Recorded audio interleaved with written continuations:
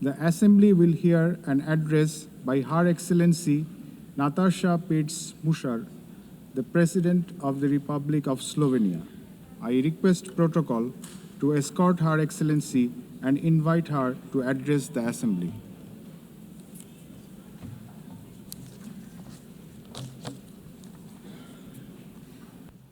Madam President, please accept my warmest congratulations on your election at this historic 80th anniversary of the United Nations. Your election underscores the vital importance of including women in the decision-making process. Ladies and gentlemen, Excellencies, in 1945, the end of the Second World War was greeted with celebrations, and hopes were placed in a new era of peace and cooperation, embodied by the creation of the United Nations. However, those hopes were soon overshadowed by the onset of the Cold War. When it ended in 1991, we once again dared to believe that this would pave the way to the vision of lasting peace, security, and cooperation as enshrined in the UN Charter. Sadly, that vision has not materialized. In fact, the situation has worsened, and here is why. Firstly, the Security Council, envisioned as the very pillar of collective security, is failing to meet the expectations of the world, if it ever has. The Permanent Five were supposed to be role models for the rest of the world working for peace. Some work in their own interests instead. Secondly, the promise of the Sustainable Development Goals is faltering. Progress is lagging, and with cuts in development assistance, millions of the world's poorest are pushed further away from the access to even the most basic services. Thirdly, international law appears to stand at the precipice of irrelevance. The independence of elected international judges, the integrity of human rights institutions, personal security of human rights defenders, and the authority of this organization are under siege. Fourthly, the Genocide Convention risks becoming a relic of the past. Some states have put the International Criminal Court to its greatest challenge ever. Its prosecutors, whose only duty is the pursuit of justice, and its judges, whose responsibility is to uphold the law, our international law, now face sanctions and intimidation. As if the states that sanction them would prefer to shield the alleged perpetrators of atrocities rather than confront the truth and help deliver justice. Fifthly, the landmark opinion of the International Court of Justice affirming that international law obliges states to prevent harming the climate already feels obsolete. And finally, states are withdrawing from the Paris Climate Agreement, from the Ottawa Treaty, and from the UN agencies, or simply cutting their finances. Each such act chips away at the support for multilateralism, a system designed not for the powerful few, but for the benefit of all of us. Madam President, how are we to explain these trends to our electorates, to our people, and above all, to our children? Shall we tell them that this is the new normal, that might makes right, that the strong may seize what they want because they can, that they can kill with impunity because they can, that they may pollute, wage wars, and trample on international law just because they can? Are we prepared to look our children in the eyes and say, "This is the world you will inherit and there is nothing we can do about it"? With the adoption of the Pact for the Future last year, we have charted a path toward a stronger, more forward-looking United Nations. But we must now create the conditions to fulfill our commitments. One way forward is to establish a permanent advocacy network to give the pact unconditional, sustained political support. To this end, I propose the creation of a global forum for the future, an inclusive movement of states committed to multilateralism, mutual respect, and the defense of our shared vision. A movement determined to stand up for the pact and drive its implementation at every level. As states consider how to implement the pact for the future, some solutions may be seen as inconvenient today, but in the long run, ladies and gentlemen, they are not optional. They are systemically necessary. The first example is the reform of the Security Council. We all recognize that it is the principal organ entrusted with the maintenance of international peace and security. But what it is not, and must never be, is a body that stands above international law to defend the interests of some at the expense of others. Jus cogens norms must be safeguarded as a matter of principle. If the prohibitions against genocide and crimes against humanity are accepted as jus cogens norms, can any permanent member claim a legitimate veto right in such circumstances? Member states have attempted to address this question through many reform proposals, but with minimal progress. This is why we must dare to go further now. We, the General Assembly, must take a bold step and request an advisory opinion from the International Court of Justice on this very question. Second, we must confront the gap between our words and actions on gender equity. Progress has been made, but far too modestly. Over the past 80 years, 13% of leaders in multilateral organizations have been women.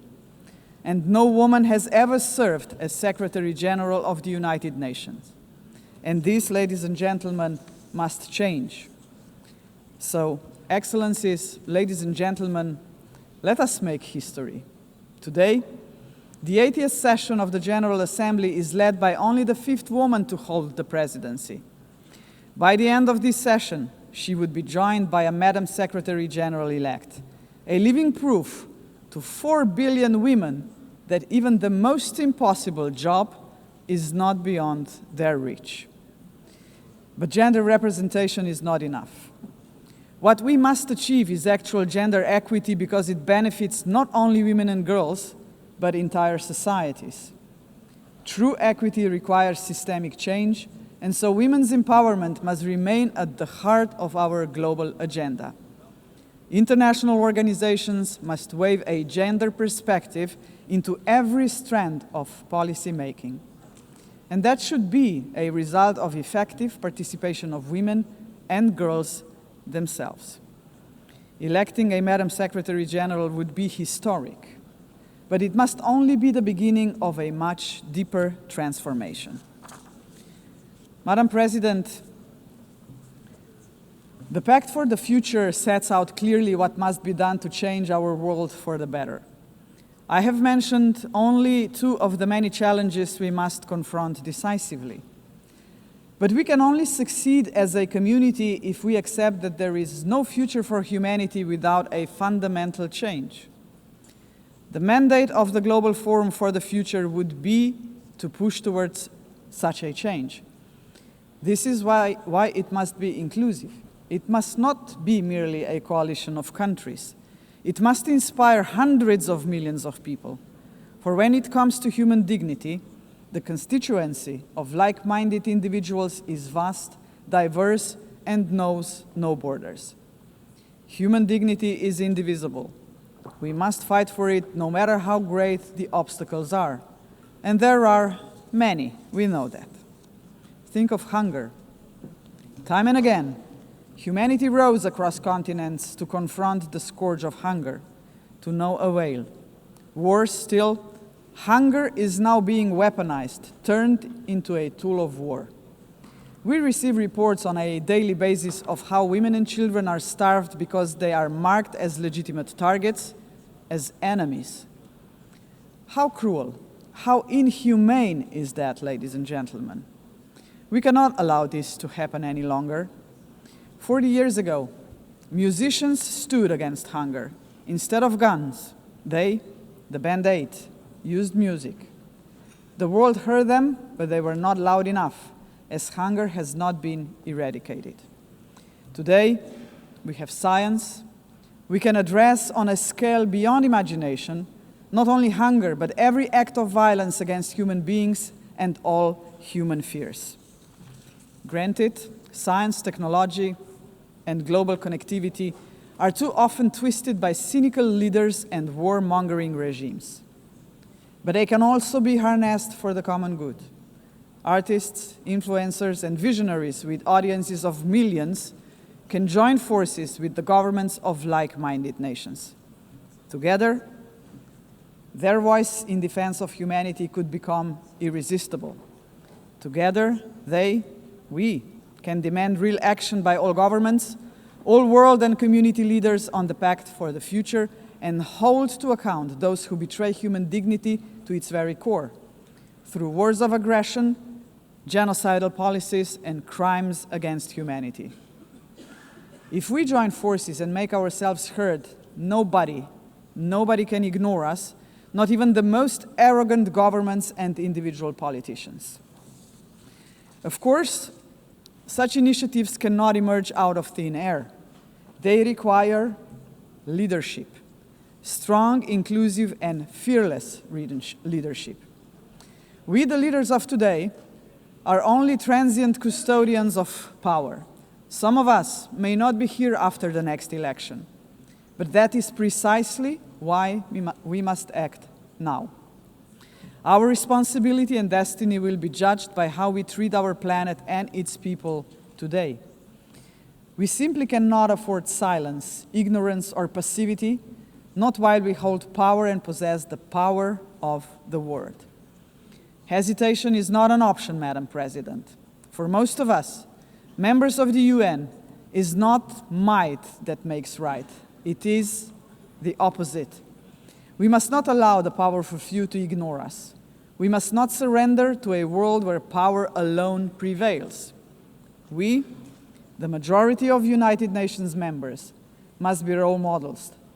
We must work for a different world. The Global Forum for the Future can be a platform for the much-needed transformation in which partnerships with non-state actors and companies are indispensable. Profits must finally serve development for all. Innovation and sustainability must drive tolerance, mutual respect, and inclusive dialogue. Is that too much to ask? If we, the leaders of this planet, can offer nothing but terror, conflict, pollution, fear, inequalities, and war to 8 billion people, then we must confront the truth. We are complicit in crimes against our civilization and our planet. And not just us, heads of states, but leaders of international institutions, CEOs, and every individual with the power to make a difference share this responsibility. None of us can claim ignorance of what is at stake. If we believe in human dignity for all, we must deliver more. A world that fulfills lives, not threatens them. We must say yes to inclusive multilateralism and a resounding no to multipolarism. Let us show that this General Assembly can and will make a difference, as it has often done before. Let us demonstrate that we reject arrogance, hatred, and willful blindness to a lack of equality and justice, to wars of aggression, crimes against humanity, and genocide, because they tear us apart for generations. And let us proclaim in all seriousness and sincerity that we embrace personal and collective responsibility to uphold humanity, sustainable development, and international law, because this will keep us together as a civilization for generations.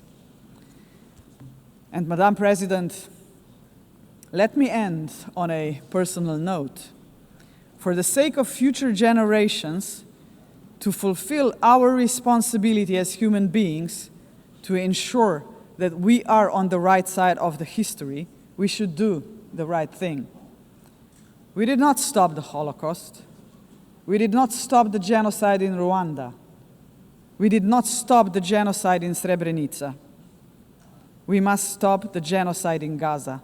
There are no excuses anymore. None. Ladies and gentlemen, thank you very much. On behalf of the Assembly, I wish to thank the President of the Republic of Slovenia.